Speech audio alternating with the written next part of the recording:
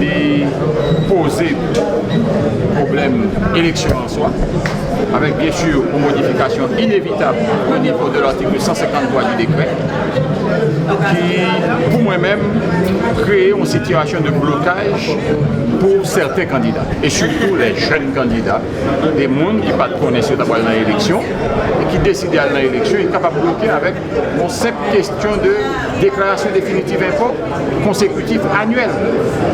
Il est clair tout pour que nous voyons tout que l'article 153 il crée un peu de blocage.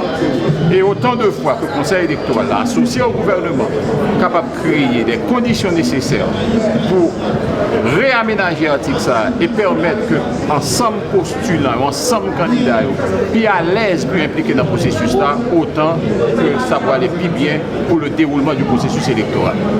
Je ne veux dire, au niveau du Conseil électoral. Le Conseil électoral qui occupait surtout de l'administration du processus électoral. Alors, il est clair que nous entrons dans un processus d'attribution numéro à chaque parti politique. Combit national, CONA, est présent aux côtés de AAA. Combit national gagne numéro 37 et AAA gagne numéro 57. Pour moi-même, c'est un bon signe. C'est la ligne 7 qui venait dire, c'est la ligne 7 qui venait dire à l'ordre du jour, parce que ouais pas ouais, gros moment d'ailleurs. Nous disons gros moment d'ailleurs, pour qui ça? Parce que je dis il est clair. C'est qu'on pile, oui, tam-tam, cymbales et autres, etc. Comme quoi les sanctionnés qui ne doivent pas participer dans l'élection. Tout en étant un sanctionné, je vais participer pleinement au processus électoral. Et déjà, je détiens presque 90% de l'ensemble de pièces que vous demandez pour participer dans l'élection. À quel niveau je vais participer aux élections? Point d'interrogation. Est-ce que je vais participer ou je vais prendre part au processus électoral en tant que candidat? Point d'interrogation. Est-ce que mon parti va participer aux élections?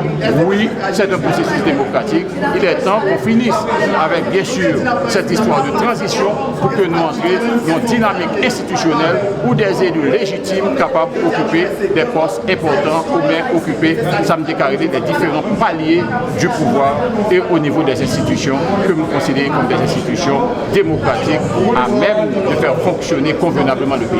La question sécuritaire est une question fondamentale.